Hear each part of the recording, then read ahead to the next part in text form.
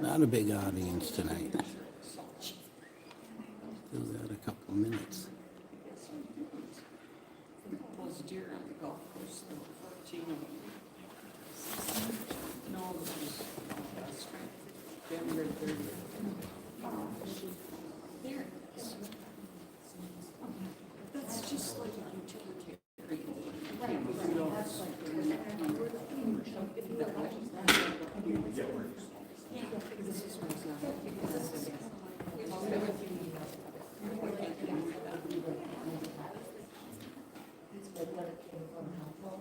Yeah.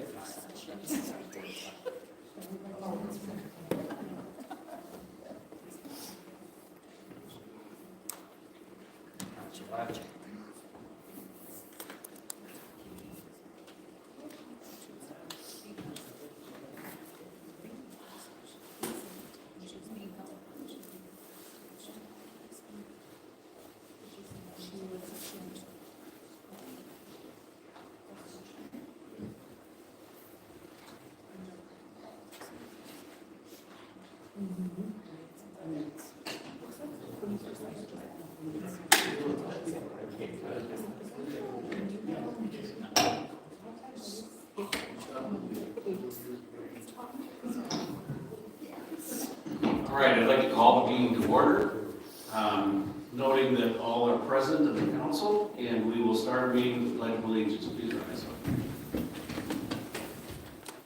Pledge allegiance to the flag of the United States of America and to the republic for which it stands, one nation, under God, indivisible, with liberty and justice for all.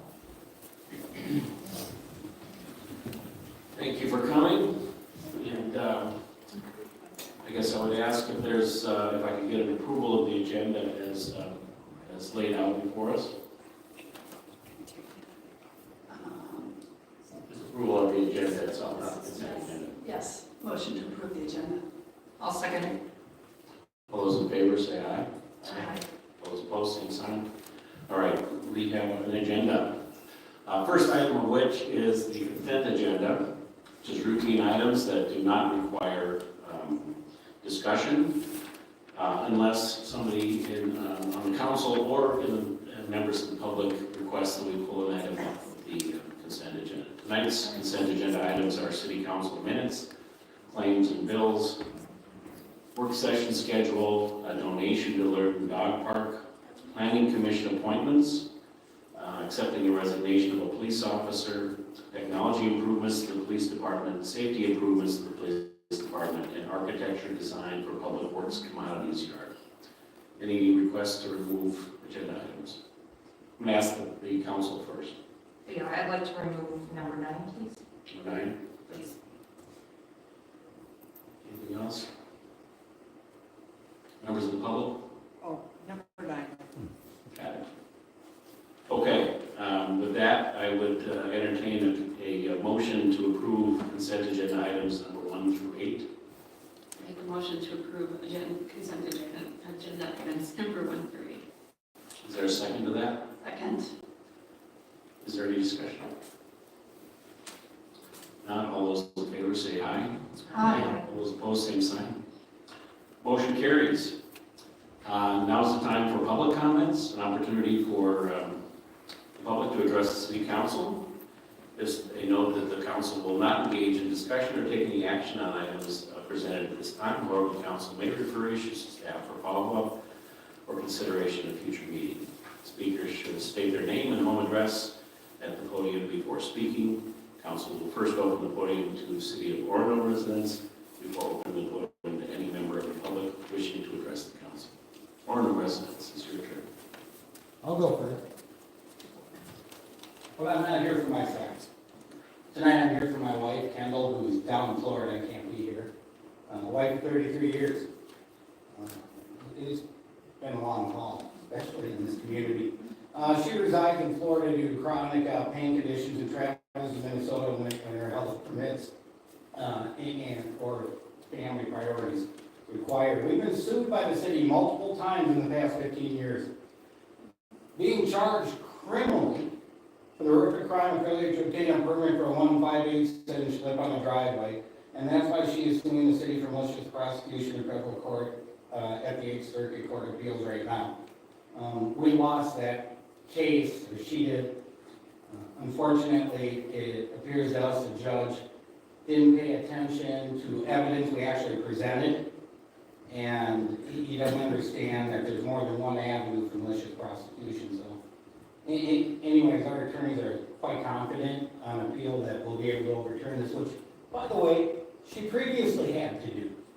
I mean, the city of Orono, even though they criminally prosecuted her for a driveway and she was in Florida, and the judge in the criminal case said, well, you can't charge her, and dismissed her for lack of probable cause, she sues for malicious prosecution because it's obvious what happened, and the city just keeps hammering away. I mean, this has been going on for literally years right now. Very frustrating. Anyways, she wants it to stop. We all do. The emotional pain, suffering, financial toll has had a profound impact on her health, our marriage, and our 2 children. We were teenagers when this all started. This is a chance for serious negotiations without the lawyers present, as the lawyers are the ones who have pushed litigation over and over. There's one of them right there. In fact, Kendall refuses to negotiate with anyone from Campbell-Knudsen, which includes this gentleman right here. And I'll tell you why, because they can't be bothered to tell the truth. They actually lie in court. And I'll have something to say about Mr. Malik a little later, and I actually want to speak for myself. In fact, Kendall refuses to negotiate with Campbell-Knudsen. They've enabled the wasteful spending and malicious prosecution for the past 15 years, all while they've enriched themselves off our money and our family's money. Kendall is requesting a private negotiation between her and a member of the council ASAP to get this resolved before it gets even more expensive for all of us. There's a small window of time right now before we have to move forward with our lawyers. Before we have to do that, there's no bother negotiating anymore because we have to spend, once again, tens of thousands of our dollars trying to defend our rights for the crazy stuff that's gone on in this city. Our lawyer is confident the judge erred in regards to the facts presented and the ignored aspects of malicious prosecution statute that will gain her victory. We want to remind you that Orono has gone through 3 motions to dismiss, a never-ending story of harassment, to a disabled woman whose rights they abused. I mean, when does it end? One last question that she would like to ask. Does this council really want to endure many months or years of litigation related to the litigious nature of the past regime and their band of unethical lawyers? I mean, you guys don't want to keep doing closed sessions over Kendall and what she's been through? Or does Orono want to move forward recognizing the damages they've incurred and make amends for it to some extent? I know this happened before all of you were here, before all of you were sitting here.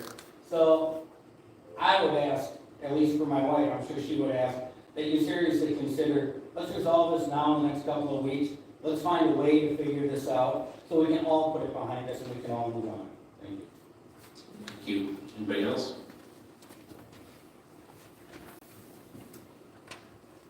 Nancy Birmingham, 3185 County Road 6. I'd like to speak to item number 12 on council's agenda this evening, and I just want to urge you to pass resolution number 7544, calling for a special election to be held on Tuesday, May 13th, 2025, to fill the vacancy that was created by Matt Johnson's resignation in November of 2024. Thank you. Anybody else? Do I talk about number 9 now? Why don't you, well, yes, you can, but this woman is going first, I think. Welcome. Hi, I'm Molly Bowman, 4105 Oak Street. At the last session, you confirmed the hire of a communication specialist. While this may help with getting messaging out, I just want to raise a caution that this position does not become a barrier between the residents and the city council. Residents should not have to go through this position to have their voices heard. It's important that the communication continues to go both ways. It should be clear that the scope of this position is to continue to improve transparency and communications like other steps you have recently taken and not lower it. Thank you.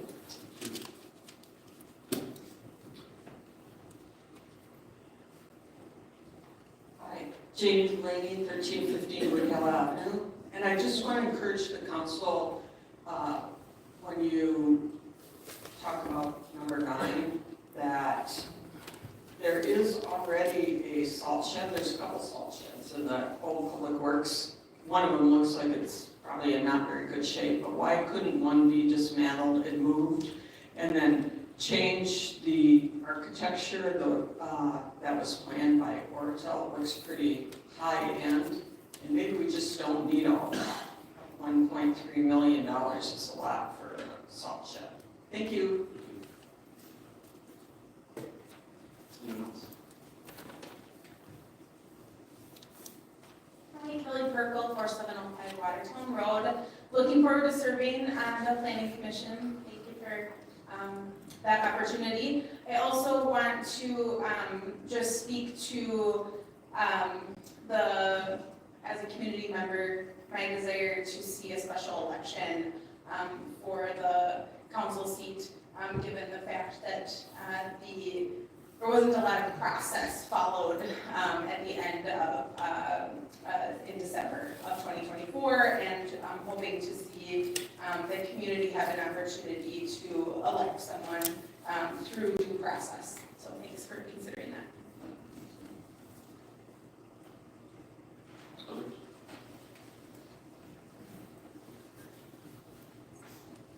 Hi, my name is Richie Anderson. I live at 3205 Crystal Bay Road. I'm your LMCD rep, is what I would like to bring to your discussion for later.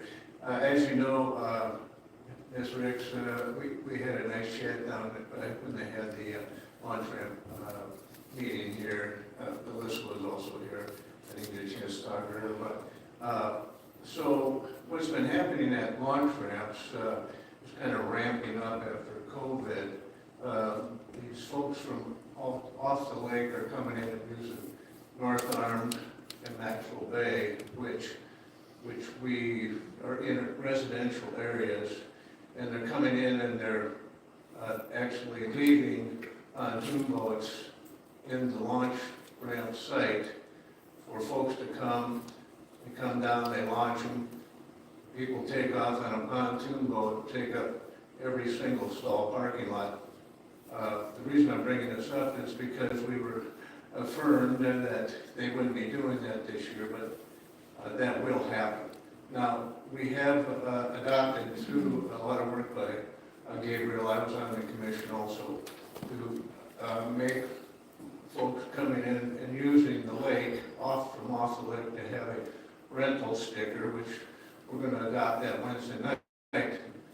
But in there, we have a provision for the city to put a license over the top of that, and specifically the application says, and I sent this to you guys, but I didn't hear a response because I know you're busy, but the specifically says, does the city require you to have a rental license?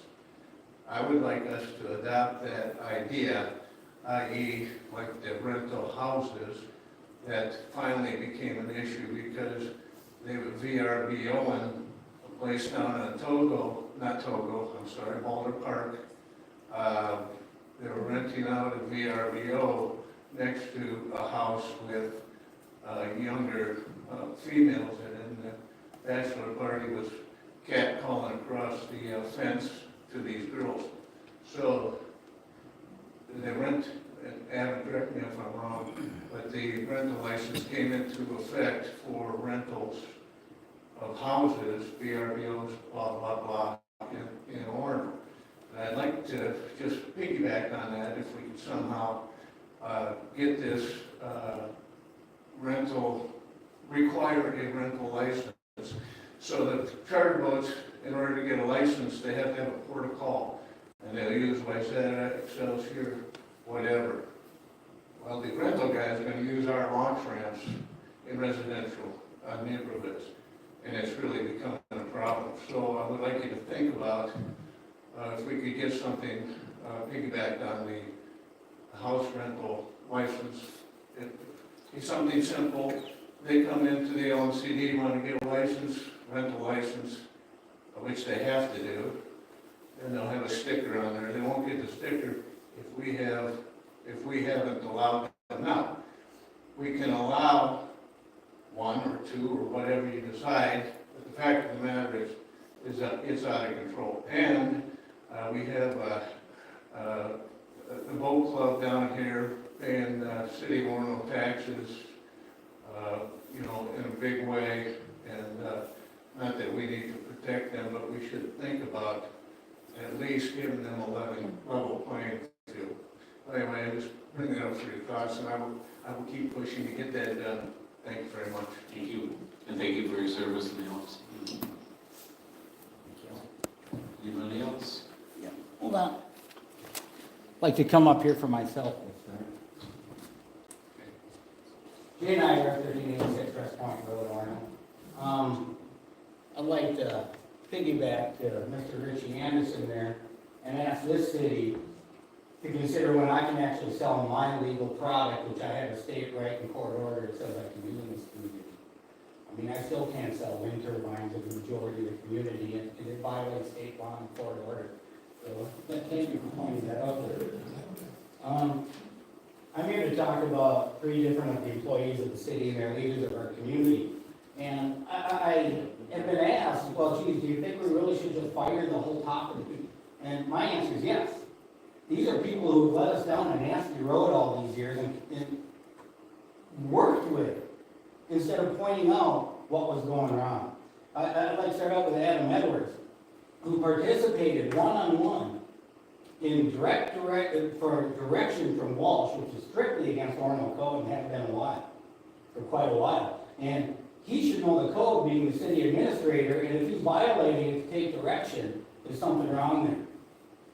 Not only that, Adam Edwards, I've seen email and other communications, and I've heard from other people, notably Public Works Department employees, that when it was pointed out that he was supporting a racist hostile work environment in our public works, that he said, just be patient, Mr. Goldman, it'll blow over, don't worry about it. And it had blown over. And the guy, DJ Goldman, the public works leader now, who I've heard of, I believe he's incompetent, and I know public works people believe that as well. He's literally afraid of the racist guy in the department. He went along with and fomented all of this hostile workplace and racist stuff. You got DJ Goldman and Adam Edwards tied together like that. You add on to that this gentleman doesn't understand the phrase conflict of interest. And thank you all from the bottom of my heart for helping Kelly when we showed up a couple of meetings ago. I cannot tell you how much it means to her right now to be having someone she considers to be neutral looking into her issues. And that's only because you people listened to us and helped out. Unfortunately, Mr. Edwards wanted a underling in the Orono Police Department to investigate the chief and everybody else who complained to the pub. And so we had to come to you to get that. And last but not least, Adam Edwards may or may not have participated in, but certainly knows about and covered up accepting illegal gifts in the public works. That has happened. I know people who will tell you it's happened. I know people who will give you the facts. You just have to sit down and listen to it. But that's Adam Edwards. Disappointed Chief Barniak left. Okay? Chief Barniak is one who allowed his police department to be used to criminally prosecute people for property issues in this community. And he told us years ago he was going to what? Not do that anymore, but he still does it. They still sign off, and people are still criminally prosecuted. My wife and I were subjected to that. In fact, Chief Barniak had me prosecuted 4 different times. He threw my wife in once. We were exonerated in all of them. We're 4 times more likely to win the Powerball than get out 5 times in Hennepin County with their conviction rate. What does that tell you about his department and what's going on? He also does not understand the term conflict of interest. He's got no concept of that. I've had to fight years with him simply to get him to conflict things out when they involve him or his department. And that's just ridiculous. And, last but not least, there's other things. Like he covered up the release of Julissa Thaler after she was captured. And murders with all this probable cause. I put a video out about that. He was actually, when they went to crash it all in, but they covered up and they didn't let the community know that there had been an issue. Well, this is my police file, according to the Orono Police Department. This is what they sent to the Hennepin County Sheriff to deny me my carry permit. Now, if you look through these, I've got them divided into 4 separate categories. You'll find out one category is about property complaints about me from my neighbors. Another part is failed criminal prosecutions about me. Another part is actual criminal complaints I filed, such as having bullet holes in the windows of our house that the police couldn't be bothered to investigate. And when neighbors actually admitted to police they stole stuff, they wouldn't do anything. And the last little part, last quarter, don't have my name on them anywhere. But this is what Chief Farniak supports in regards to my right to carry. And I had to appeal and deal with it. And believe it or not, in this packet, I found a police report that the Orono Police Department failed to refuse to turn over to my lawyer when they were criminally prosecuting me for the former Mayor Walsh, which would have exonerated me before I had to go through a trial. So there's Chief Farniak right there. And I'll try to be quick about the last one. You've heard issues from someone else about Somermatic. You've heard issues from my wife about Campbell Knutson. I know one of their lawyers, I saw him lie about me in court saying I wanted people killed when I never wrote that. That's part of his firm. I do know, too, that when I confronted Somermatic out here after he left me in jail, after I cleared the contempt, I asked him, you know you left me in jail on purpose. His answer to me was, how did that go for you? He knew what he was doing, leaving me in jail. Not knowing, maybe, and who cares if he knew or not, that I had a bit of an issue with that due to my PTSD for being jailed for trying to attempt suicide when I was in the Navy. But thank you, Mr. Matt, for not doing your job intentionally. I could go on about the other times he's lied and stuff, but it really is a chance. I get it, you guys are getting involved, and you're kind of starting to work with these people, but you really have to know who these people are. And how would you, any member of the community, like to have this as your police record? We've never, ever committed a crime. Thank you. And thank you for letting me go.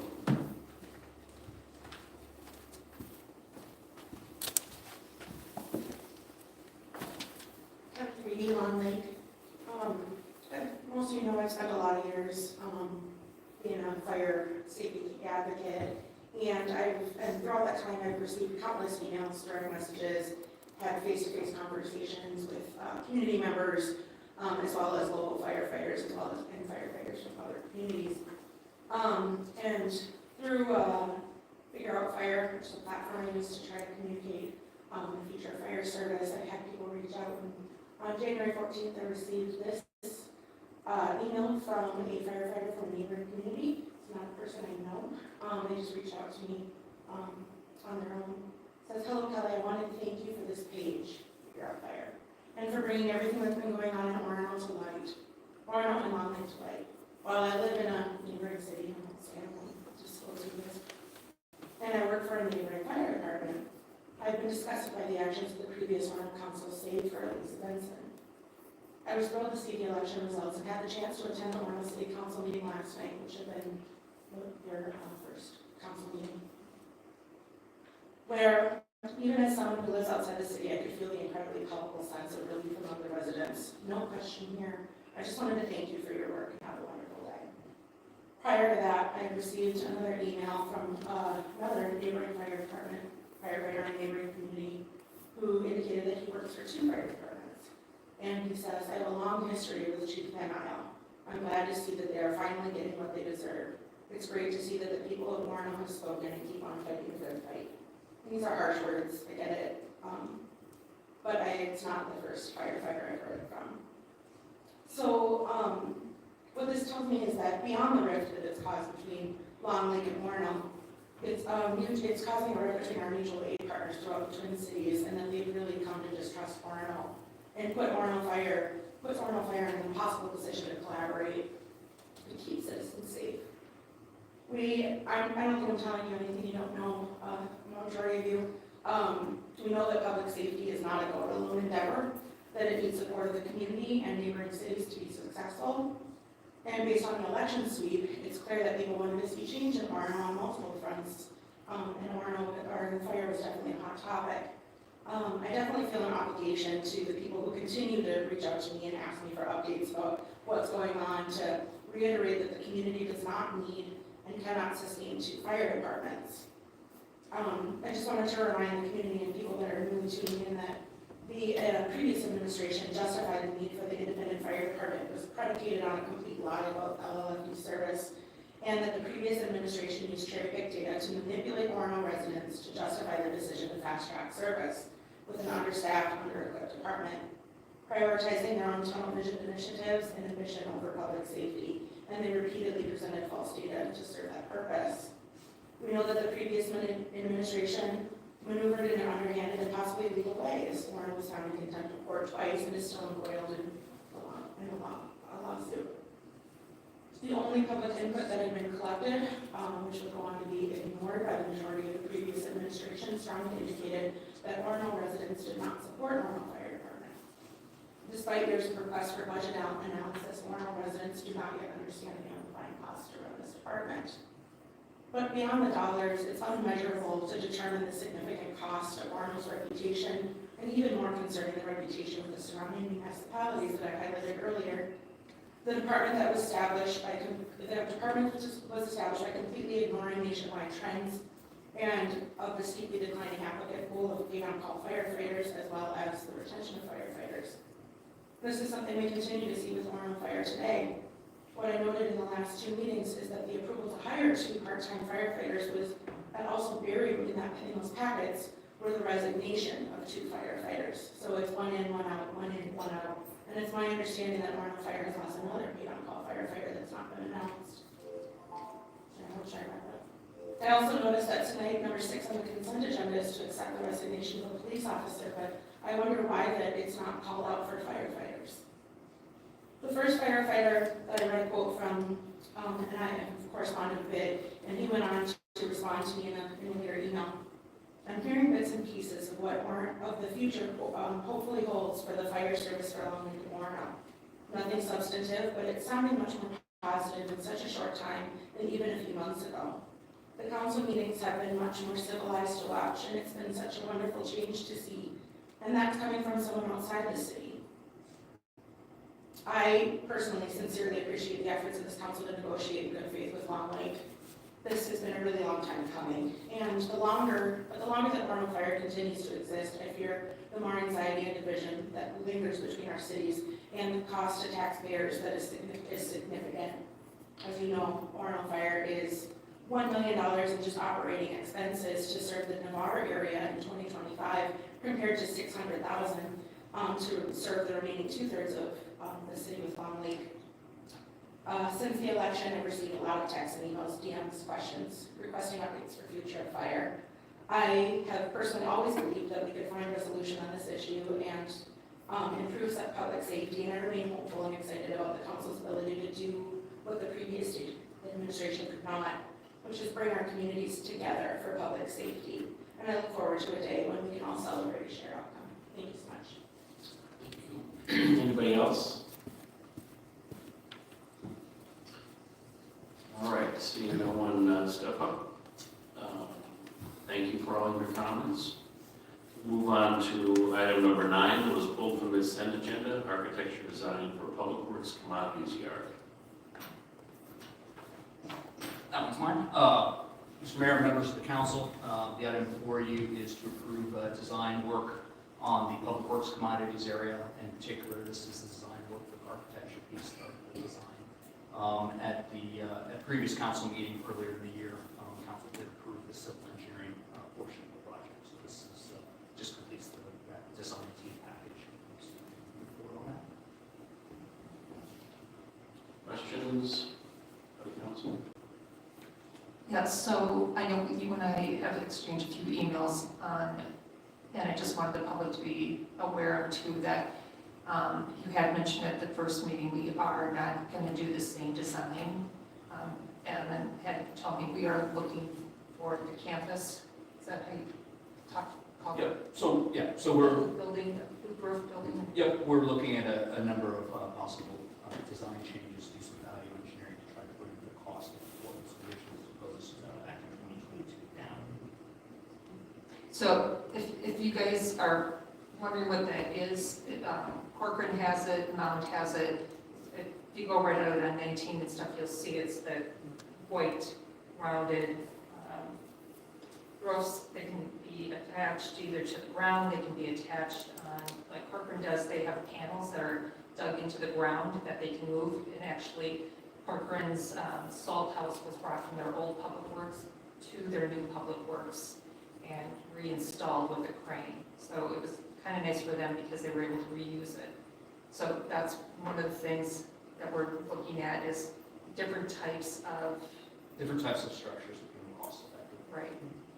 So, which would bring that down substantially. But I just wanted people to be aware that we're not going in with that same design, which is why in the first meeting Adam had said, well, right off the bat, it should save us over 300,000. I guess that. Hopefully, if not more. I've still been trying to figure out, I visited Corcoran, Councilmember Benson and I are planning to go to Minnetonka and to Mound to go see what they have for their salt storage. Adam and DJ and Brent were kind enough to give Councilmember Benson and I a tour of the old salt storage and then walk the grounds at the new public works to find out where they were going to position the new commodity holdings and stuff like that. So we want you guys to be aware that that is something that we have been working on with staff. So we're trying to do the best we can to make sure that we bring those costs down. And did you have anything else to add to that? No, this is just, I guess, just to reiterate, because I know this question's come out. So this is what we're asking for approval for is the design portion. This is not approval for actual construction. And are they planning to give us several examples, or what did you? We'll go through a design process with them Okay. of looking at the various options and doing some cost estimates with them within the design team to figure out what gives us that best value for the city. I did notice in the contract that it did say that you guys could have 2 meetings with them. Would it be possible for us to sit in, for Councilmember Benson, if she'd like to, and myself, just sit in, not that we be trying to guide you guys, but just as information gathering? Thank you, I appreciate that. Questions? Adam answered the questions that I had about some of this, the history of it, and I think that's something, and I appreciate the comments, Councilmember Ricks, because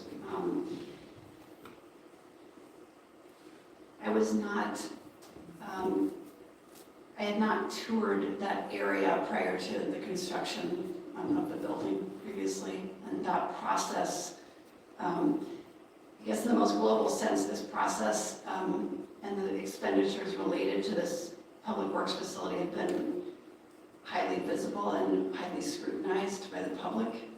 And I confirmed today with Maggie that this building, the first phase of it is putting our city on the hook for the next 30 years, essentially, with debt service, about $760,000 a year. And so my point, and I think what I was looking for tonight in some of this discussion, is the notion that it matters to me personally as a council member who has an obligation to ensure that expenditures are well considered, and that I am doing my due diligence as we're looking at these expenditures. My concern has been the scale of commodities, and which is why I asked you the question earlier today about the scale of the building itself, because that's something that we've come under a decent amount of scrutiny for. And I don't think I'm saying anything that we haven't heard before. And the building itself, I think you confirmed, is 63,000 square feet. Correct. And, I wasn't here when the process was determined for the scale of the building to be built to that size. However, this commodities yard, my concern at this time is that our city is not looking to build a commodities yard to scale of the building, but building a commodities yard that is necessary, regardless of the size that the building has taken on. And that was my impulse in wanting to not only tour the site for the commodities work at in Orono, but also other cities to understand how other municipal areas are organizing and managing commodities. Understanding that every city does things differently. They service themselves or other cities alongside. But it all comes down to dollars. And just because something's budgeted at $1.3 million doesn't necessarily mean, I'll speak personally, that I want to be spending that much money. And so my concern and the questions, they came up at public comment the last meeting. This has come up again tonight. That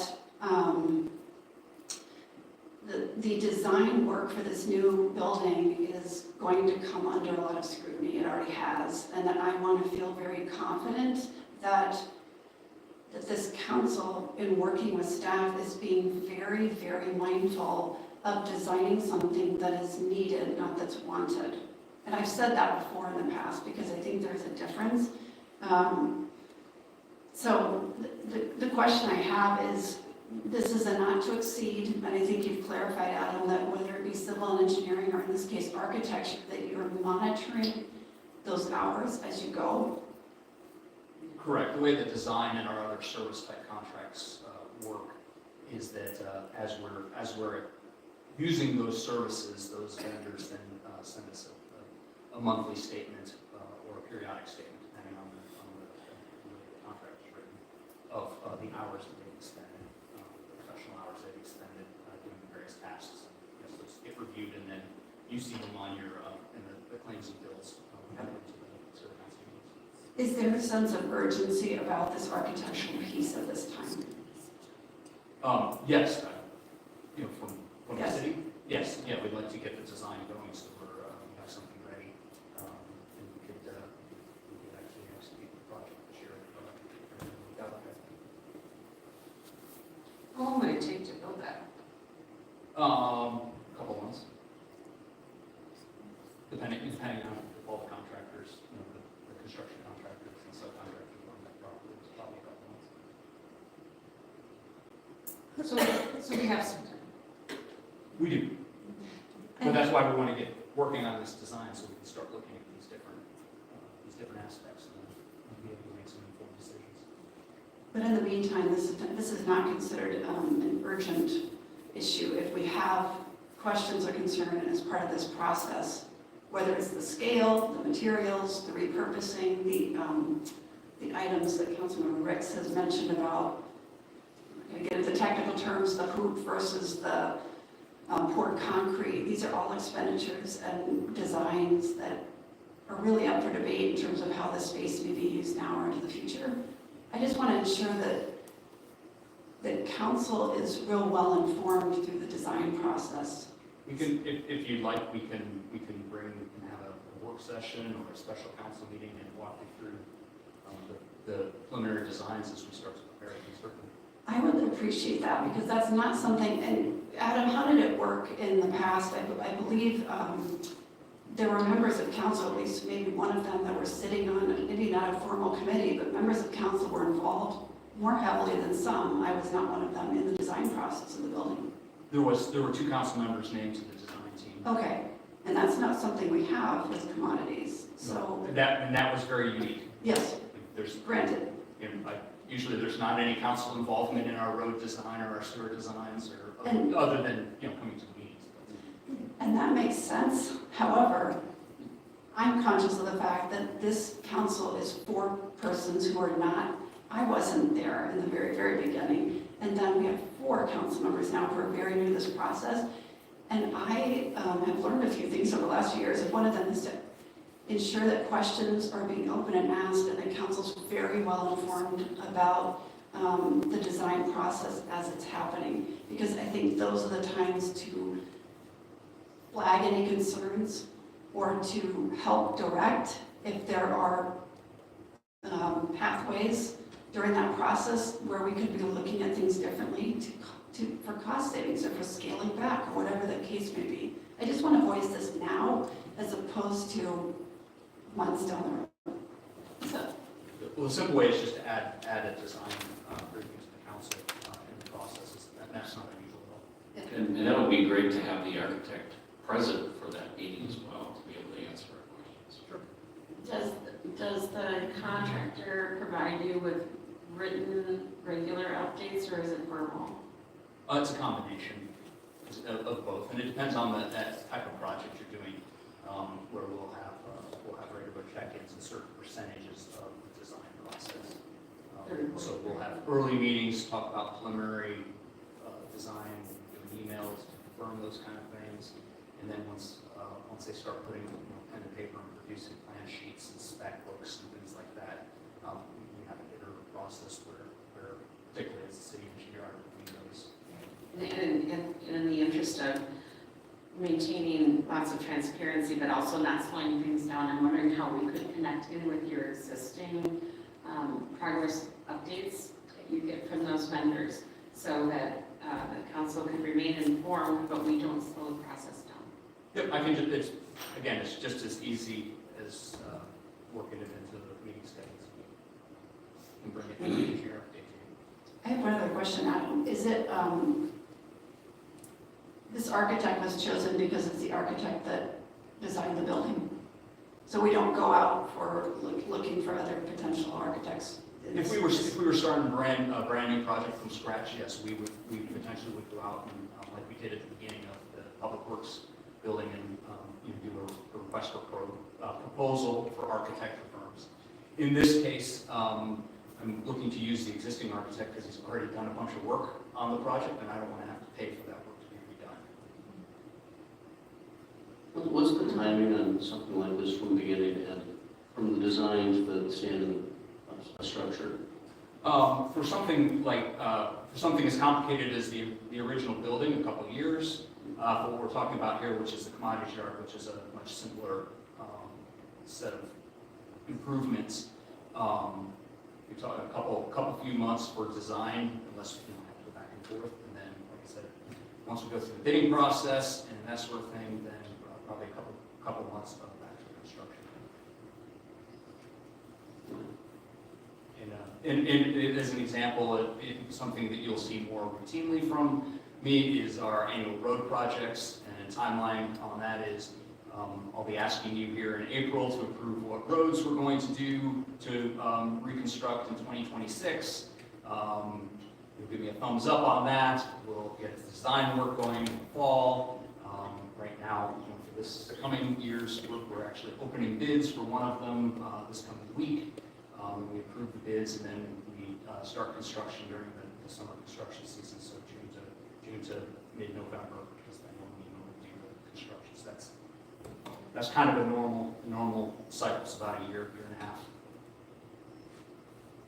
But again, bigger projects like a whole building, that was a couple of years. Can I put you on the hot seat for a second? How did we go from our original Public Works, I think they were talking about 35,000 square feet to 63,000? Through the mostly through the preliminary design process, and also situating the building on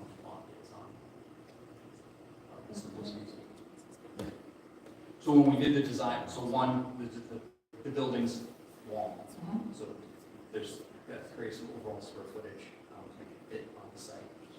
Secondly, we did a 50-year look ahead for potential additional things that the city might take on and need space to store some vehicles and that sort of thing. So we have our architect study on that.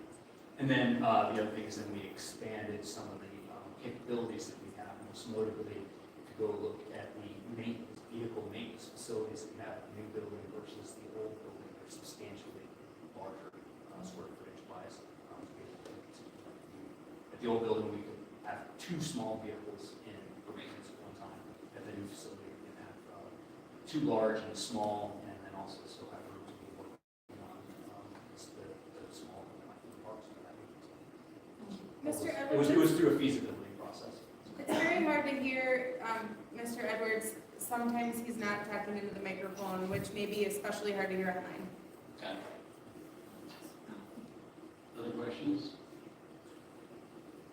I guess, since we're talking about the public works facility, have we explored ways to maybe contract out some of that space to fill it up and get some revenue in exchange for that? We explored any of that? We haven't explored that. I mean, I think if another municipality wanted to look to lease space from us, we could. I mean, it's pretty full now. But we have to move things around to fit anything substantial in there.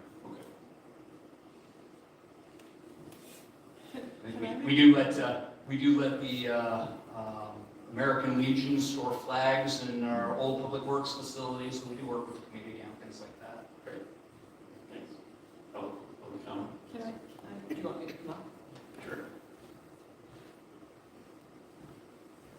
I'm just wondering why we need an architect for a salt shed. You look around at all these cities and they're pretty planned. I think you go to saltshed.com or something and you can order what you want. So why? It just seems like an unneeded cost. And there's all that acreage behind there. There's quite a bit of acreage behind there that the city has.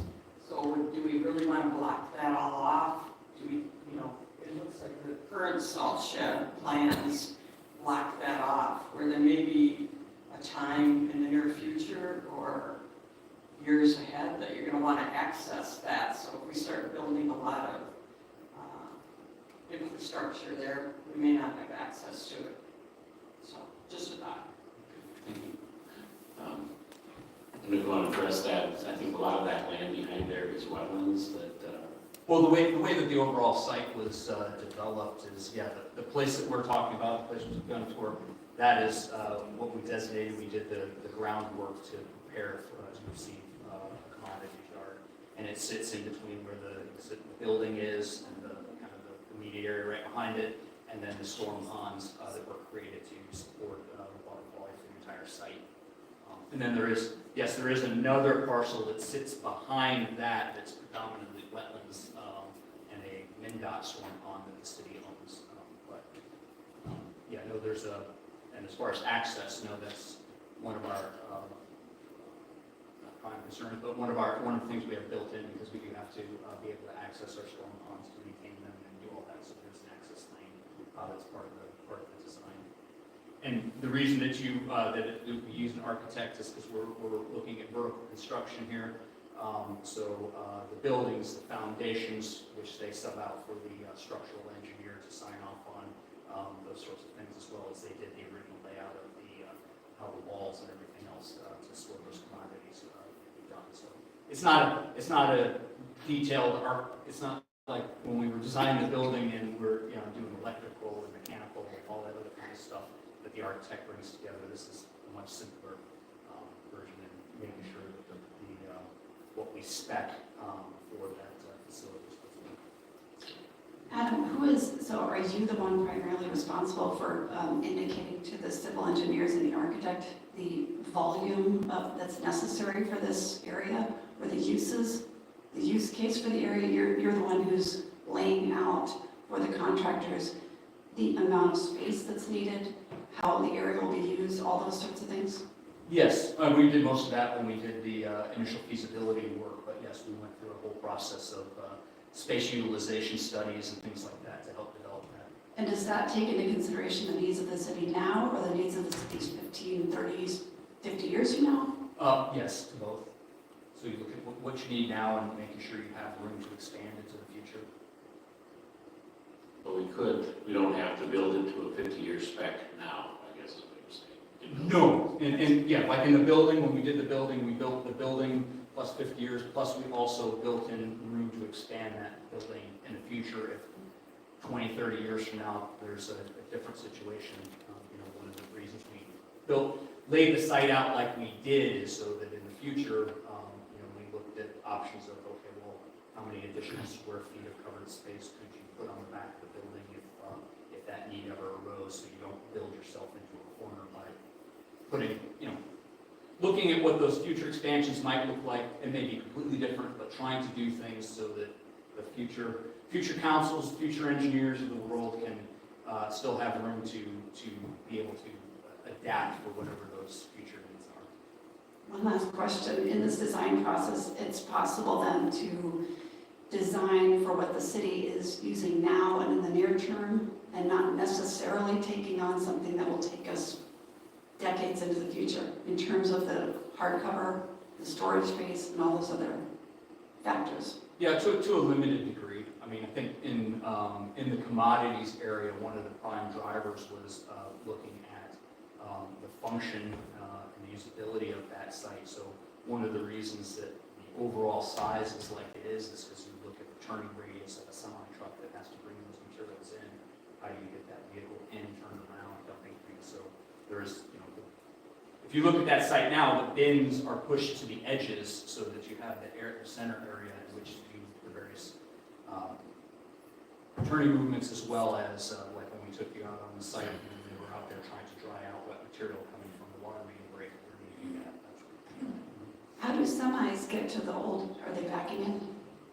Yes, sometimes they have to come in and back all the way back there. Okay. Okay, thanks, that's all I have. Thank you. Are they semis or dump trucks? It depends. Oh, because I thought we got. Sometimes we get side load, long bed dumps, sometimes we get 20-ton dumps. It depends on what materials of what type are being brought in. Same with sometimes hauling out materials that are temporarily there disposed of. Other questions? Can I speak quick for you guys? J.I. for 86 West Point Road. I'm not sure what community Adam Edwards lives in or works in, but I live in Orono. Orono's built up. I mean, yeah, there's going to be some more people coming in here, but he keeps talking about future expansion and all this stuff. Orono's not going to be any bigger unless our goal is to take over the work of all the communities, which I have no idea what that would be our goal. It's just crazy to me. And I've sat here listening to kind of buffalo you about this, that, the other. Here's the deal. There's no such thing as urgency for a salt show.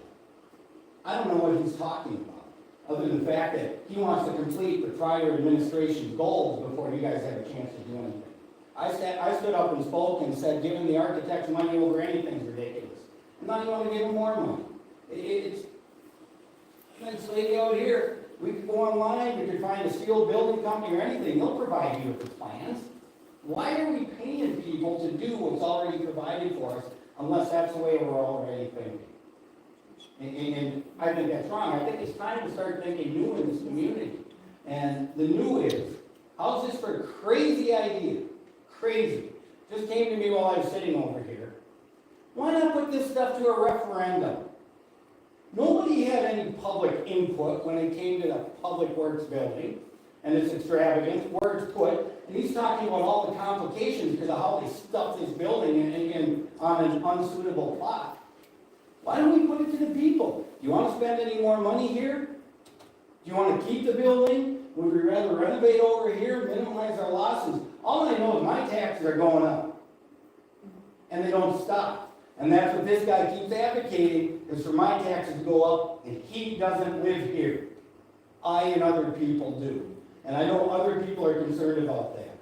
No reason to be in any kind of hurry about a salt shed. And maybe let the people speak. Thank you. Call the question. Anybody want to make a motion along the lines of item number 9?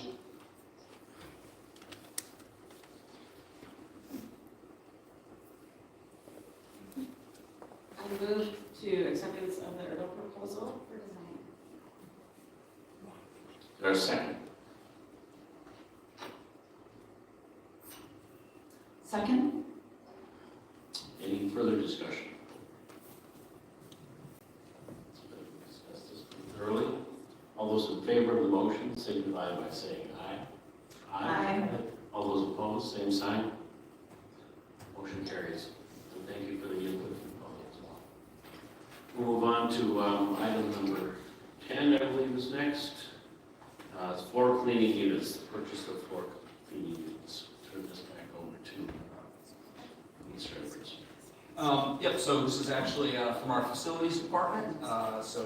Joe, brand new to role, is kind of picked this up. These items are associated with the facilities maintenance. They were approved or added to obviously the last capital improvement plan last fall. And so other than that, I'll let Joe give a summary of what's being asked for. Yeah, so again, as Adam said, I'm ushering these into completion prior planning. They're basically 3 floor cleaners of various size, which can be used throughout the city and kind of all the facilities. You looked over the proposal.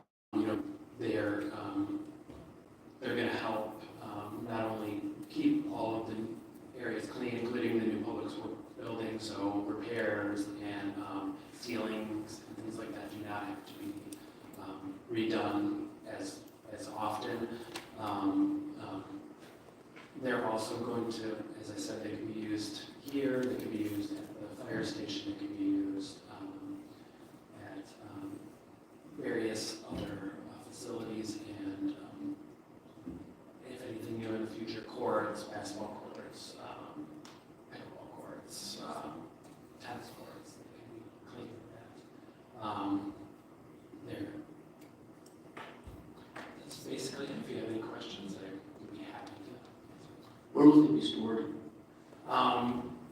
They'll be stored at the Public Works building, but especially the smallest portable one could be stored here or in the other buildings. But the large floor scrubber, since the primary use will be to clean the large area of the Public Works building, will be stored there.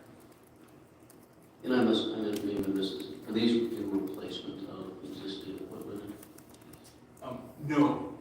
So the small units are a replacement for getting contractors in to do that level of scrubbing.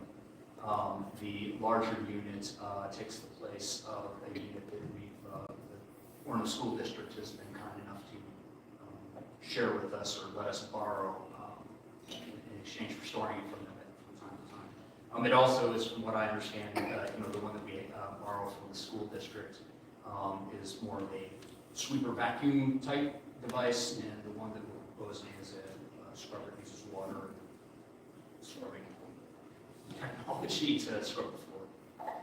So it would be better than what we're currently borrowing from the school district? Yep, it's Or our uses? It's like the difference between just vacuuming a hard floor and mopping a hard floor. Wait, so how many units are we buying? Because there's different quotes here. It's 3. So It's 3. if you in the purpose, so there's a small portable one that anyone could pick up and use in any kind of bathrooms and kitchen areas in any of the buildings. Then there's a larger floor scrubber, which I would describe as something you could use in the hallway here. That's going to be a deeper clean. It's primarily used for high traffic areas. It's still portable. A person can still take it single-handedly various places, but for more high traffic, you're going to not spend as much time. You're going to get a deeper clean than the small one. And then the large one is really meant for big areas, like the older facilities areas, Police garage. and it's made to do deep cleaning. It does the mopping, and then it also dries it. So safety wise, that's going to clean it, and then you can go in right away and use that space instead of waiting for it to dry or having a slip hazard. So one's a scrubber, one's a sweeper scrubber, and one's just a sweeper? Well, they're all sweeper scrubbers, just at various, like, No, I understand, but there's a huge cost difference. That's what I'm trying to yeah. figure out what the difference is here. And what are we paying now to contractors to do this? But in other words, what's the payback on these? Because we quoted 5,000 a month. Yeah, would have to go look. We bring the floor cleaner guys in once or twice a year, depends on the year. Ballpark, 4 years, 5 years? We'll probably, I don't know, $5,000 a year or something along those lines for that capability. So pretty quick payback, it sounds like. Smaller items. Yes, on the smaller items. I have a question. At the golf course, I know we've looked at using refurbished equipment in the past. I'm wondering if that was an option or if that's been explored here with this one piece of equipment that's larger and more pricey. I know they did get, once again, this was before I started, so there was quotes for numerous options. I'm not sure if refurbished was one of the things they looked at. I did review that they looked at the equivalent cost of renting to do the larger space, and it was quite expensive. It looks like we got 3 bids on these pieces of equipment. Is that right? Yeah, there's 3 bids, and so the specific models were from different companies. So the benefit of using this is we're getting them all from one. It's a contractor we have used, and we do use already for other equipment, so they work with the city already, so we have an established relationship with them. But their quotes are all over the pieces. Does the vendor where we have multiple engagements with the city, do we negotiate for volume discount? I think the one that we chose is actually state contracted. They are state contracted, and looking at the other quotes, they were quite a bit lower than the other options. Yeah, just a question. So the quote, this factory motor quote, right? This is what we're getting, factory motor. It's from October, so it's still in play. It is still in play, but part of when I started was they said the clock is ticking, Yeah. so that's why I'm bringing it from you guys to discuss. I'm wondering how many courts, we don't currently have pickleball, I know, but basketball and I think tennis is the other use for this. Right, how many areas outdoors are we talking about servicing with this? I'm not sure there's any right now that we currently have. I just thought that would be, a future use that, it's available, just to kind of give all the information on what its uses are. And is that piece of equipment, the large one, taken to other cities that we service? Is it mobile, or does it basically stay at Public Works, the large one? It's mobile, it has to be trailered. It has to be trailered, so if you're doing exterior work, it would be trailered, and if it's used in Spring Park, would it be used in Spring Park? It would not, they don't have a large open storage area.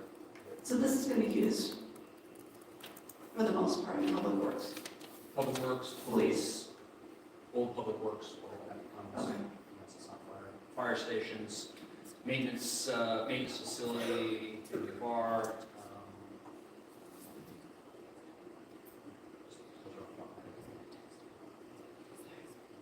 And we have, my mind's right, we have 3 current sports courts that could be used. Other questions? Entertain a motion to approve item 10. I make a motion to approve item 10. Second, Second, is there further discussion? None. All those in favor say aye. aye. Those opposed, same sign. Motion carries. Move on to item 11, which is, yes, sir. Will you roll the agenda? Oh, sure. Thank you. Thanks. Item 11 is to consider an ordinance to administer special elections. Mr. Mayor, members of the council, at our last work session, the city council expressed an interest in creating an ordinance that would allow the city to have a special election at a time other than the next general election. The driver for this was the recent resignation of Councilmember Johnson, which created a situation where a special election is required, and because the city did not have anything on the books at the time, the only time to hold that special election was the next general, which in this case is 2026. The council has to look at that issue for future needs. So we We proposed at the last work session, we brought up the League of Minnesota Cities sample ordinance language with a few additions that we got from some of our neighboring cities that have such ordinances. Took guidance from the council on that, and then had legal counsel do some revisions on it to get it ready for your consideration. Questions from the council?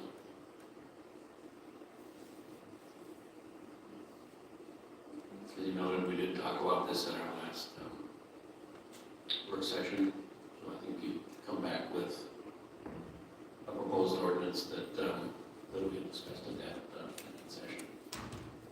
Just to be clear, this ordinance establishes the ability to call a special election at some time other than the next general. Correct. Yes. And we don't have one right now. Correct.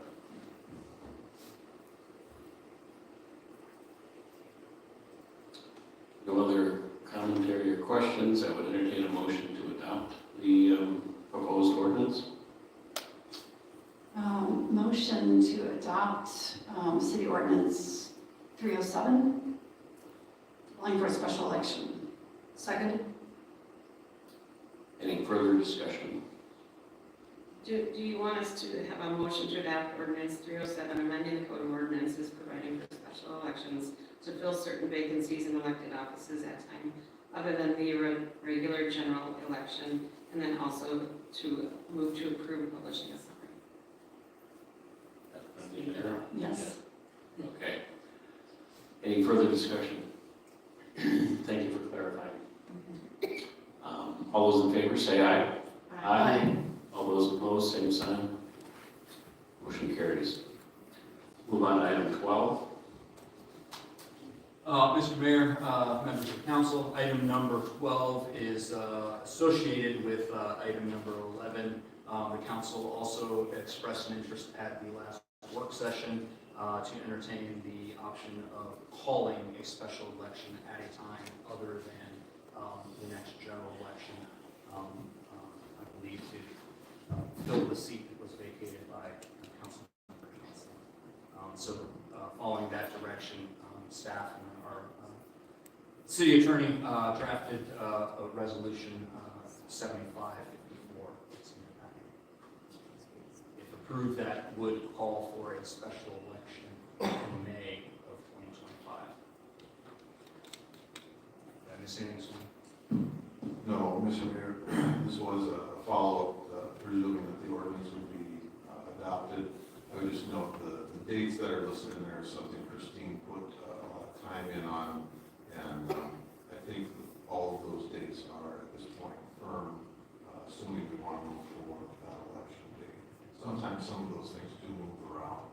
We bring update the council should they move that this is working days back to the election day, or our best guess. And I think it's important to note for the council that, and for the audience, when calling a special election, there are only certain designated days by the state that those elections can be called.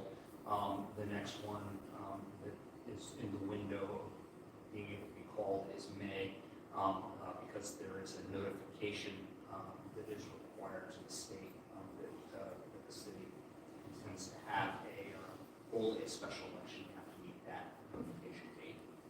All the other stuff, as I think Mr. Mag pointed out, there's some abilities within statute to change some of those dates, but right now that's our best guess, or best estimate on those other dates of a normal timeline that we would need to follow. So I have, bet you could imagine I have several questions. Sure. Adam, the cost here is quoted as $21,000. When we met previously, it was $35,000 as your best estimate. What has changed? We removed out of the cost estimate the full-time staff efforts to do that, because we're already paying for them. So, and instead of a dollar figure, what you pay for is lost opportunity For them to be doing their day jobs. to be doing their non-election, primarily the clerk and the deputy clerk. And so you're proposing that that's coming out of the special project contingency fund. What's the budget for that fund in 2025? I believe it's 15,000. I have to 15,000? double check with Manny, but I think that's where we are. Okay, so we're over that. We're enough with that. And what was the 2024 result for that fund? What was the budget and the actual? Do you recall? I don't, I could look those up. Probably similar, maybe a cost of living or something, but probably around the same range. For the For the special project contingency fund. Roger, I think it's normally in that neighborhood. Yeah. It's a, the special project contingency fund is kind of like what it sounds like, is for those unbudgeted things that somehow come up in the budget year, that the council wants to do. So with the excess over the budget of 15,000, no other special projects could be undertaken or absorbed. Unless we found another funding source for them. So, okay, right, I think you all understand that my question. So what's missing for me in this process is what you're asking us to do. Here's the staff recommendation. I'll read it for the public. Staff recommends council determine when a special election to fill Member Johnson's seat should occur. The staff recommends that we determine, but the staff does not say what their recommendation is with regard to this ordinance. Adam, what is your recommendation regarding proceeding with this ordinance? Well, I think the ordinance has already been approved. Excuse me, the resolution to use the ordinance basically, retroactively. I guess my recommendation, so this is a council directed activity. So we're responding to that council direction. So you're not. This is not a staff initiated activity. Okay. So if you're asking, did the staff come and say, we think we should hold a special election, the answer is no. We did not bring this forward as a staff initiative. Thank you. And a similar question to you, Soren. What is your position and your recommendation with regard to the proper or legal authority for the council to use?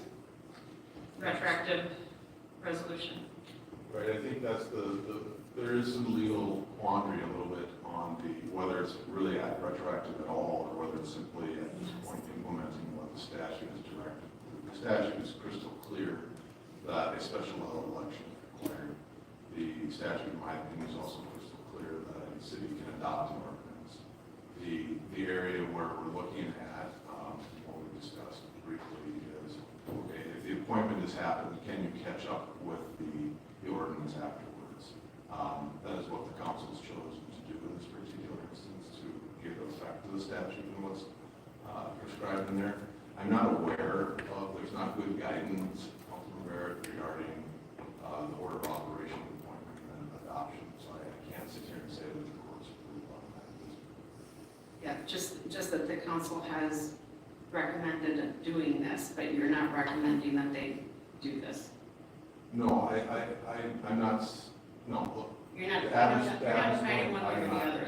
No, I believe what we're trying to implement is direction that we received from council. Okay, what I'd like to do now is make the public aware, and this is a super awkward place for me, obviously, for obvious reasons. And I have previously, when I was sworn in, I said that I would always vote in Orono's public best interest, and I abide by that. But I want to make sure that the public knows and that the council is really transparent with the public about the implications of taking this action. I'll go with whatever happens here. I'm not going to make a fuss. It's not me. But I think we owe the public the opportunity to understand the implications of taking this forward. There will be a lawsuit. I'm not bringing it, but there will be one. And I'm gonna describe to you the the letter, and I'll actually read it so that we can put this into the record, that was sent by the Upper Midwest Law Center to Mayor Thunheim, my fellow council members, and to Soren Maddock as our city attorney. Dear city council members, Mayor Thunheim, and city attorney Maddock, we represent Dennis Walsh, former mayor and president of the city of Orono, Minnesota, the city. Our review of the minutes of the city council's recent meetings appear to indicate that the city intends to pass an ordinance providing for special elections to fill council vacancies at times other than regular city general elections. Additionally, the city appeared, and we just did that. We just passed that ordinance. Additionally, the city appears to intend to apply that ordinance to the former vacancy of Matt Johnson that was filled on November 25th, 2024 with the appointment of Claire Barrett. This letter is to inform you that if the city does call for a special election to unseat Ms. Barrett, such action would violate Minnesota statutes section 412.02, subdivision 2A, and Mr. Walsh has authorized us to file against the city and the city council to correct the unlawful act. On November 12th, 2024, former city council member Matt Johnson submitted his resignation. That same day, the city council passed resolution 7530 accepting Mr. Johnson's resignation and declaring a vacancy to the exit on the city council. There's a typo there. Then on November 25th, 2024, Mr. Walsh, as city mayor, broke the city council's tie vote and appointed Claire Barrett to fill Mr. Johnson's vacancy for the remainder of his term through 2026. Thereupon, as the city's November 25th city council meeting minutes recite, Barrett signed her oath and took the seat at this council dais at 6:28 p.m. The November 25th appointment was lawfully conducted in accordance with Minnesota statutes, section 412.02, subdivision 2A. Relevantly, that section reads, except as otherwise provided in subdivision 2B, a vacancy in an office shall be filled by a council appointment until an election is held as provided in this subdivision. In case of a tie vote in the council, the mayor shall make the appointment. If the vacancy occurs before the first date to file the affidavits of the candidacy for the next regular city election, and more than 2 years remain in the unexpired term, a special election shall be held at or before the next regular city election, and the appointed person shall serve until the qualification of a successor, elected at a special election to fill the unexpired portion of the term. The council must specify by ordinance under what circumstances it will hold a special election to fill a vacancy other than a special election held at the same time as the regular city election. All of the provisions of the Minnesota election law are applicable to special elections as far as practicable. Pardon me. The import of this section for the circumstances of Mr. Johnson's vacancy is as follows. A vacancy in the office of city council member having occurred upon Mr. Johnson's resignation and the city council's declaration of a vacancy, it was the duty of the city council to fulfill the vacancy by appointment until an election is held as provided in subdivision 2A. Since there was a tie vote in the council, Mayor Walsh made the appointment, thereby fulfilling his statutory duty. Since the vacancy occurred before the first date to file affidavits of candidacy for the next regular city election, November 3rd of 2026, and more than 2 years remained in the unexpired term, therefore the city council had a duty to hold a special election either at or before the next regular city election. Meanwhile, the statute reads, the appointed person shall serve until the qualification of a successor elected at a special election to fill the unexpired portion of the term. Since the statute requires the city council to specify by ordinance under what circumstances it will hold a special election to fill a vacancy other than a special election held at the same time as the regular city election, and the city council had not so specified by ordinance any such circumstances by the time the vacancy was declared and filled, the city council cannot then have lawfully determined to hold a special election before the next regular city election. The above analysis and an application of subdivision 2A accords with the analysis contained in the city council's agenda item 15 for its November 25th city council meeting, as well as statements made by Orono City Attorney Soren Maddock at the same meeting. Thus, the city council, having appointed Ms. Barrett to fill the vacancy in the absence of any ordinance allowing for a special election before the next regular city election, the special election for council member Claire Barrett's seat can only occur in November 2026. If the city should pass a special election ordinance, any attempt to apply that ordinance to Ms. Barrett's seat would be unlawful. As the November 25th City Council meeting minutes recite, the mayor resolved the November 2024 vacancy by appointing Ms. Barrett to the seat to fill the remainder of the term through 2026. Excuse me. Ms. Barrett was then sworn in, signed her oath, and took a seat, at which time her right to the seat was vested. Ms. Barrett became the incumbent, and the vacancy no longer existed. See Minnesota Statute 351.02. I'm not going to go through a lot of that. There's a lot of references to other relevant case work that supports that argument. Therefore, the city has already discharged its statutory duty to fill the vacancy. Another reference to a case that's relevant with respect to an office having a fixed term where the appointee is not removable at will when the executive power of appointment has been completely exercised, the authority of the executive to remove or rescind the appointment ceases. Any special election ordinance passed now, after Mr. Johnson's vacancy has been filled by appointment, comes too late to address the circumstances of that now filled vacancy. According to Minnesota statutes, section 412.02, subdivision 2A, a special election ordinance must specify under what circumstances the council will hold a special election to fill a vacancy, emphasis added. This signifies that the special election ordinance must already have been in place at the time a vacancy occurs for the vacancy to trigger or not the ordinance's specified circumstances. Therefore, any special election ordinance passed by the city could not be applied retroactively. Moreover, any attempt by the city council to include retroactive language in its special election ordinance would make it an unconstitutional bill of attainder, since Ms. Barrett would be the only appointed official to which it could apply retroactively. More references.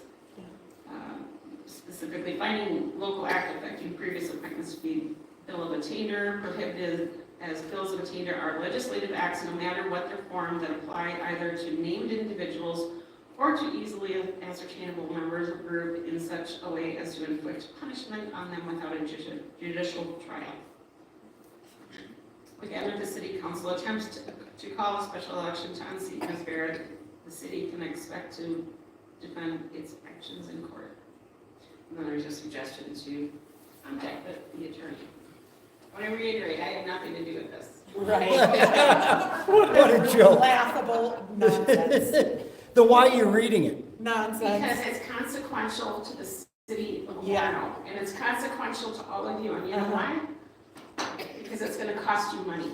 Oh, boy. Oh my Not God. any more than Denny has overspent. My Get rid goodness. of the salt shed. Yep. Mr. Mayor, Yes, sir. remember the civility stuff that you ran on? Thank you. That's correct. Thank you.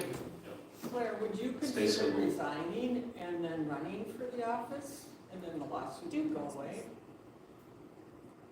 'Cause you- I have all options on the table. What I'm trying to do here is provide the transparency that this council has promised you.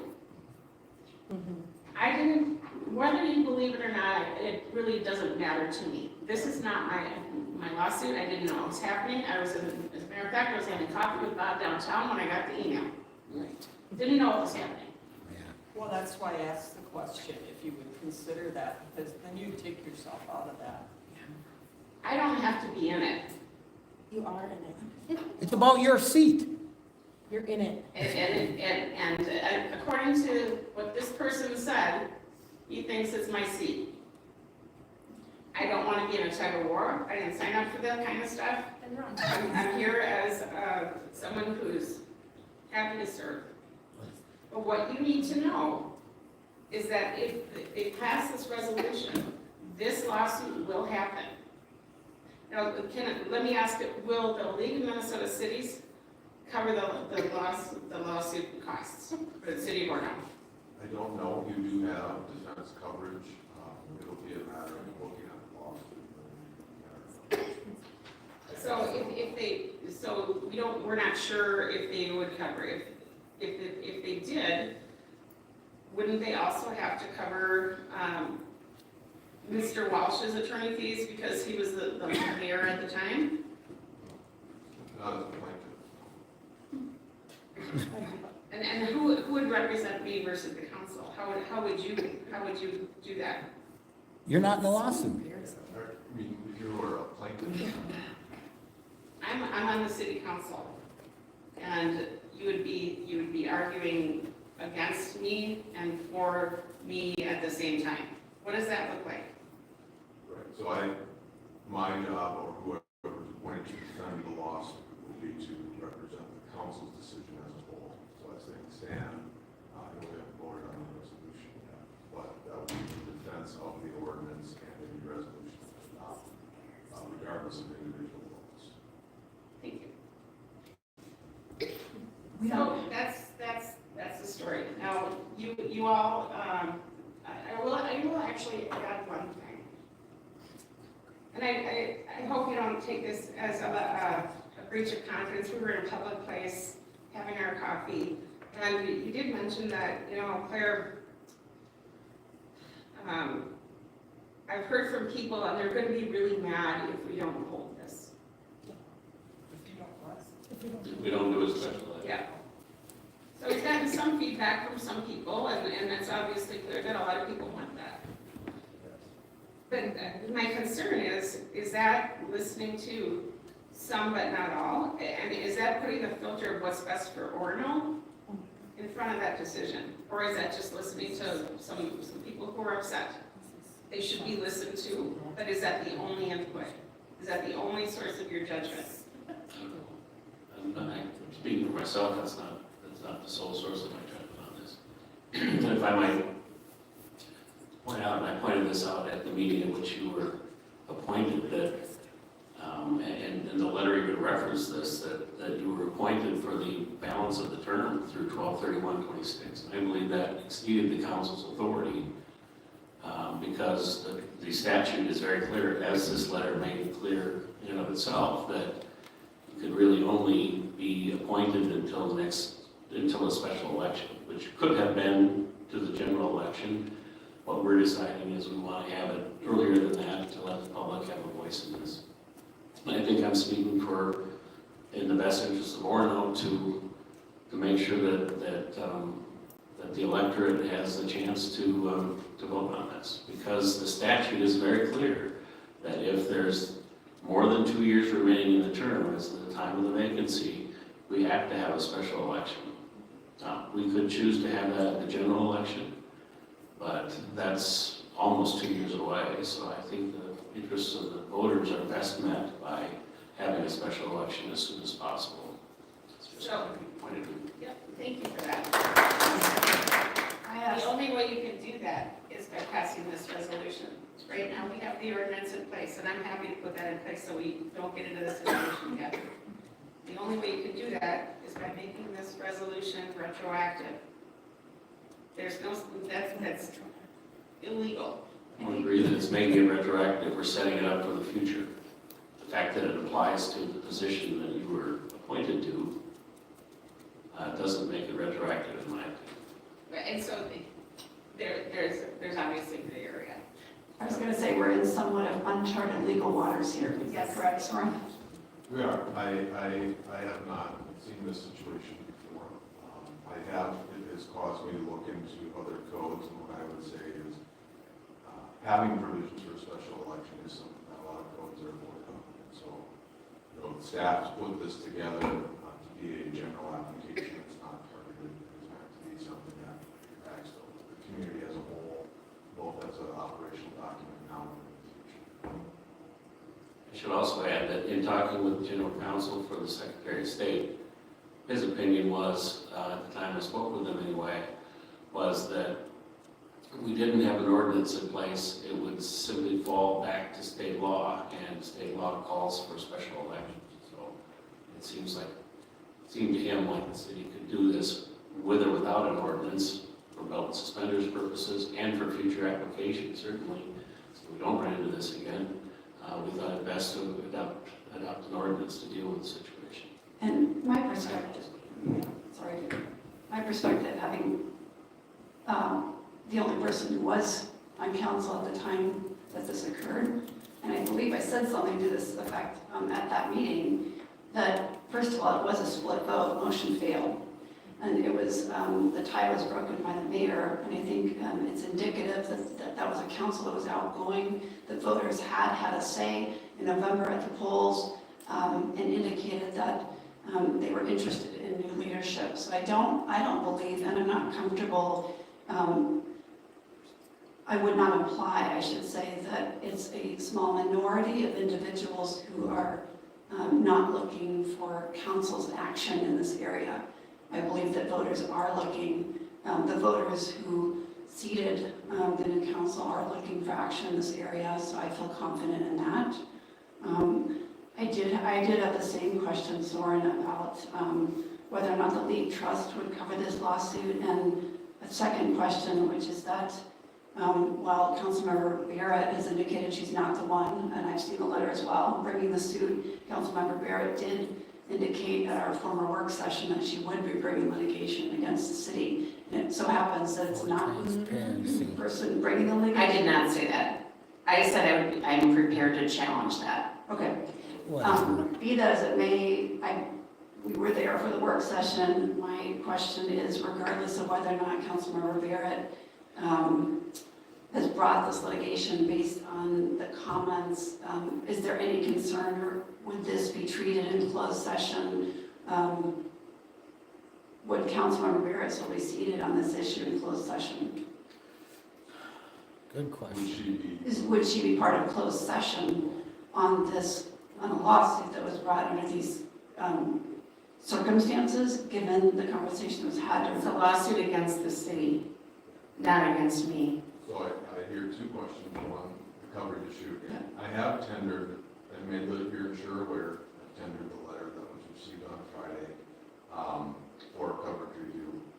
The answer is we can't make that determination until we see the actual sums, which candidly makes sense to get to check out. In terms of it's unique in that situation. Councilmember Barrett is not the plaintiff, but it is something that litigation counsel will have to sit and determine and have some conversations on it, because those closed sessions are meant to protect the attorney-client privilege. We've had one before, and as we know, what is discussed in their case. That is just something we have to determine. Again, once we see the lawsuit, we can ascertain who the parties are. Thank you. I'd make a motion if we'd entertain that at this time. Can anyone out here speak? Briefly. I think it's quite comical, the argument Ms. Barrett brings up, because grandfathering something the city's ignored for years in regards to me and my issues. So that's what she's arguing is the grandfathering issue. And this city's ignored it, and Mr. Maddox kind of pushed it. As for conflict of interest, I'd be really worried about the conflict of interest, because this woman, as you stated, put forth feelings that she was going to be doing something, and it's happening by the guy who appointed her. Yeah. This is laced with conflict of interest. You guys all sitting together with her in the same room. I know you're not dumb enough to fall for it, but it's just wrong. It's time this community understand what conflict of interest is. And by the way, lastly, everybody, especially you, Mr. Ritchie, this is your former mayor, the most litigious mayor in Orono's history, brought the most lawsuits ever, and now is gonna sue the city when he most likely doesn't even have standing to do so. Yes, sir. Richie Anderson, 3205 Chris Bay Road. So I call Mr. Nygaard there, the answer man. He knows everything about Orono. He lived here for 33 years. I've been here for 71 years. Excuse me, I grew up here my Stay whole civil, life. Please. I grew up here my whole life. Continue speaking. Well, when he calls me out, my former mayor, that is correct. Everybody's former mayor. And, you know, if he got a grandfather thing taken away from him, that sucks, right? But to me, this is thinking about my marinas, right? I got marinas, and after the fact, you can make an ordinance to shut me down. Just doesn't seem quite right to make an after the fact ordinance. That's all I'm saying. Thank you. And I guess I would add for the record, I greatly enjoyed serving with Ms. Barrett, and this is not personal, and I've made that clear to her in our interactions. Agreed. I believe it's the right thing to do, though, for the citizens of Orono. So anyway, I would entertain a motion. The other thing I was going to say is I've encouraged her to run. That's her recourse to be able to run in the election, and I will do so. Motion to adopt resolution number 7554, calling a special election to be held May 13th, 2025, to fill a vacancy on city council. I'll second that. Any further discussion? None, all those in favor say aye. Aye. All those opposed, same sign. Nay. Okay, it passes 4-1. Anything further to come before, well, no, we have to move on to the attorney report. I guess we skipped over that and moving to 11 and 12. I have nothing to report. Okay, then we didn't skip anything. Council committee reports. Anything that the council would like to update fellow council members and the public on? I'll just give a brief update. We continue to be in discussions with the city of Long Lake. I feel like the discussions are continue to be very collaborative in nature. Public safety remains our top priority as we meet and discuss with the city of Long Lake. So that's really, anything else would be premature at this point. Thanks. Just like to mention what I did earlier, that I'll look forward to conducting some site visits in other cities, including, I believe, Mound, Minnetonka, the public works commodities areas, to gather more info in the next couple weeks. That's it. Thanks. I'd like to ask a question about Councilmember Persian and Mayor Tunheim about the fair negotiating committee. And I know that you're continuing to have productive dialogues within that negotiation. I've been made aware, and I believe you probably all have been too, about the detailed minutes from the Work session. the January 21st work session. And I'm trying to reconcile it's coming along nicely, nothing to report, with a lot of specific detail, dates, terms, items that are in the bag, things like that. You know, you're very far apart publicly on where things are at. So how do we, as citizens of Long Lake and Orono, reconcile that? I guess I would just urge people to not read too much into those work session minutes, which are very much he said, she said, a lot of speculation, and I can assure you that nothing has been agreed upon at this point. They included things like we were going to have a public forum on February 3rd. That was something that we threw out as a possibility, and it was reported in that meeting as though we were going to have it. We obviously didn't have that. That was last Monday. So there's a lot of misconceptions in there, and I think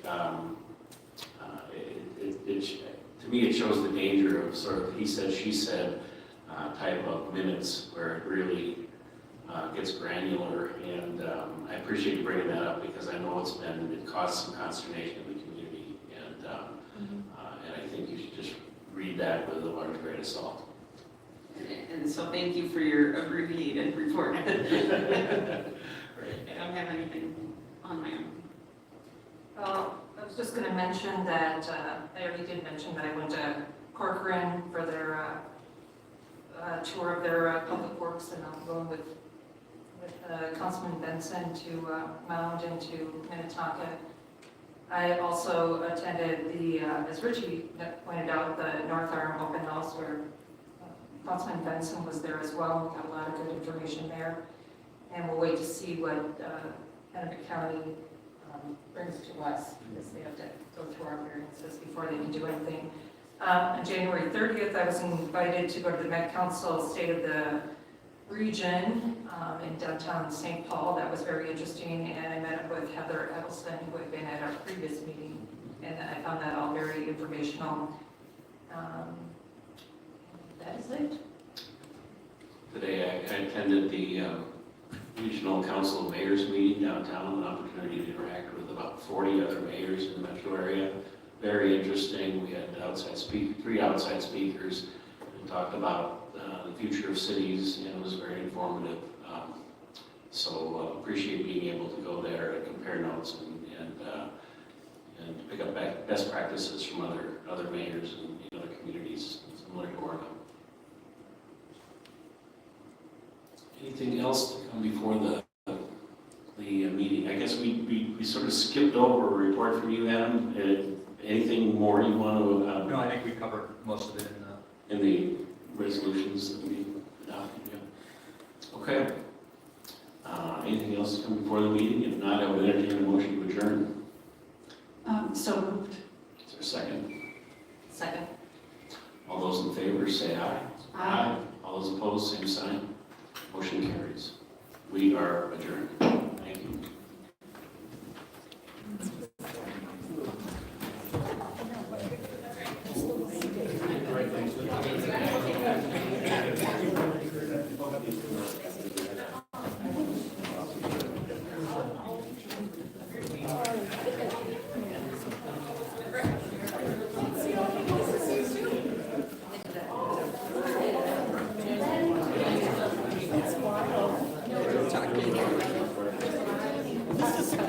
This is the kind of salt shit we need.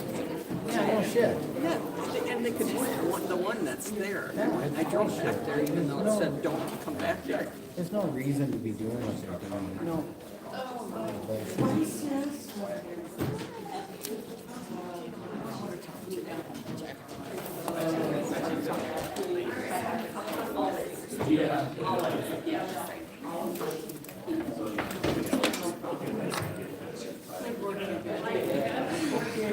Good stuff. Good stuff, Jackie. It's crazy. I couldn't help it. You know, these bastards, I sued them for violating the fenced deer statute, or something that exists, because they wouldn't come over and do what they were supposed to do. Automatic and the city staff lobbied the state to change a statute and argued to the judge a new statute applies. So this idea that they've already set the precedent, grandfathering don't.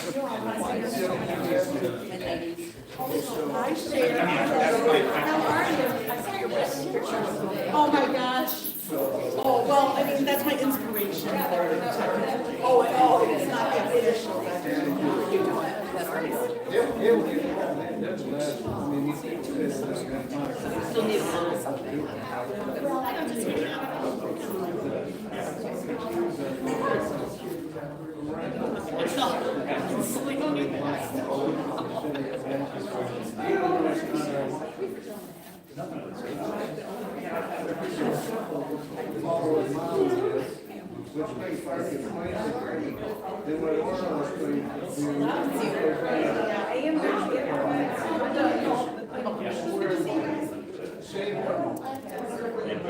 Right, but our police department, I mean, that's not something we want to be out trying to enforce. Hold on, we'll talk Now about we got it. Yeah, don't worry about it. With our CSO to support them, because that's something that the council wanted. gate that control their assets. All right, so if you don't do it, I'm gonna be right back up there going with video. I already have a video of this, deal. I mean, we had this, dog and pony show up here with the county, right? Saying they're gonna put the signs up so that the fishermen can come and do this. Hey. Last line was that? Yeah. So you either go, let's be proactive on this, and take a shot. Is Cameron County gonna say something? Or DNR? No, but they should be, in my opinion, those agencies should be regulating and policing their own facilities, not the city. Okay. I mean, if the council says